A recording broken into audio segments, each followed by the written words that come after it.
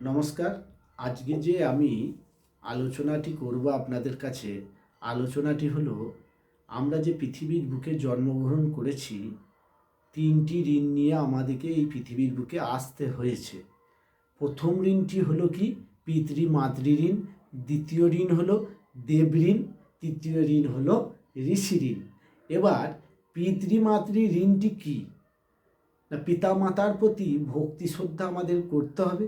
পিতামাতাকে যদি ভক্তি শ্রদ্ধা না করি, তাহলে আমাদের জীবনে কষ্ট অতি অবশ্যই নেমে আসবে। আর সেই কষ্ট থেকে উদ্ধার স্বয়ং ভগবানও করতে পারবেন না। অপর একটি কথা শুনুন, আমার দাদু আমার পিতাকে জন্ম দিয়ে বংশ রক্ষা করে গেছেন। আমার পিতা এখন আমাকে জন্ম দিয়ে বংশ রক্ষা করে গেছেন। এখন আমার তো সন্তানাদি হলো না, আমি জন্ম দিতে পারলাম না। তাহলে ব্যাপারটি কি হলো? না, আমার জীবিত থাকতে বংশটি কিন্তু এখানেই শেষ হয়ে গেল। বংশের প্রদীপ আমি নিভিয়ে দিলাম। আমি ভগবানের কাছে করজোড়ে প্রার্থনা করব, প্রভু আমি এমন কি পাপ করেছিলাম? আমি তো নিশ্চয়ই পাপ করেছিলাম এর আগের জন্মে, তাই তো এই শাস্তি পেতে হলো। তো আমি বলি কি, প্রভু আমি যদি এখনও অসৎ পথে চলে থাকি, আজ হতে তোমার সামনে বলছি, আমি এই অসৎ পথ পরিত্যাগ করে আমি সৎ পথে যাতে চলতে পারি, তোমার শ্রীচরণে আশ্রিত হতে পারি এবং ধর্মকে আশ্রয় করে চলতে পারি, আমাকে কৃপা করো। যেন এর পরের জন্মে এ জন্মের মতো আর যেন আমায় শাস্তি দিও না।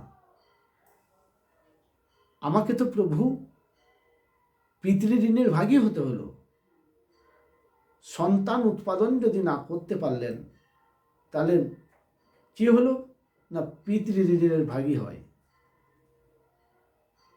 দ্বিতীয় নাম্বার হচ্ছে, বাড়িতে যে আমরা পূজা অর্চনা করি, কেন করি? কারণটি হচ্ছে, পূজা অর্চনা যদি না করি, তাহলে আমাদেরকে দেবঋণের ভাগী হতে হবে। 3 নম্বর হলো ঋষি ঋণ।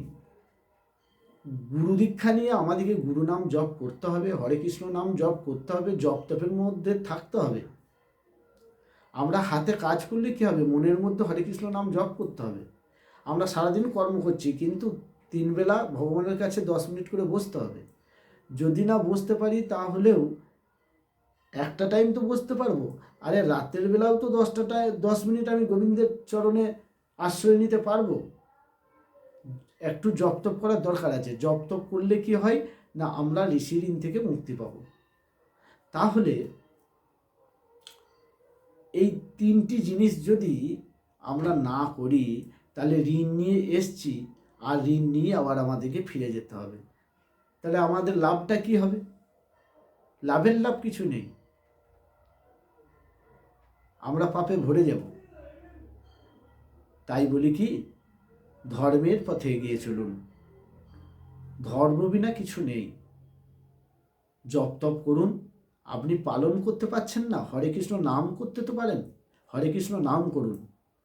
মাছ মাংস পেঁয়াজ রসুন ডিম যা খাবেন খান, আপনি সংসারী জীব, কোনো পালন আপনাকে করতে হবে না। কিন্তু সবসময় মুখে হরে কৃষ্ণ মহামন্ত্র নাম যদি আপনি উচ্চারণ করতে পারেন, তাহলে আপনার রক্তে শিরায় শিরায় মিশে যাবে। আপনি যদি সারাদিনে 10 বার হরে কৃষ্ণ নাম উচ্চারণ করবেন, একটাও নামও কিন্তু বিফলে যাবে না।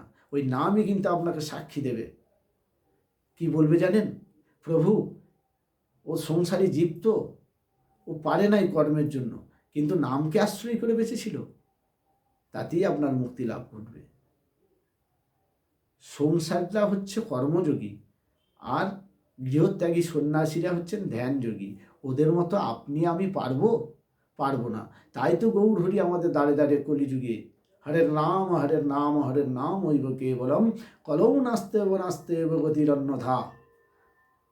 কলিযুগে চিন্তা করেই তো হরি নামটি দিয়ে গেছিলেন, যে এই কলিহত জীবরা এত কিছু পারবে না। যদি হরে কৃষ্ণ নামটিকে আশ্রয় করে থাকতে পারে, তাহলেই তাদের মুক্তি হয়ে যাবে। ব্যাস, জয় রাধে। আমি চাই আপনাদের গোবিন্দের চরণে মতি ভক্তি শ্রদ্ধা যেন জন্মায়। যদি আমার কথাগুলি ভালো লেগে থাকে তাহলে আপনারা একটি লাইক এবং সাবস্ক্রাইব করবেন। যদি কিছু বলার থাকে কমেন্ট বক্সে জানাবেন। জয় রাধে, জয় রাধে।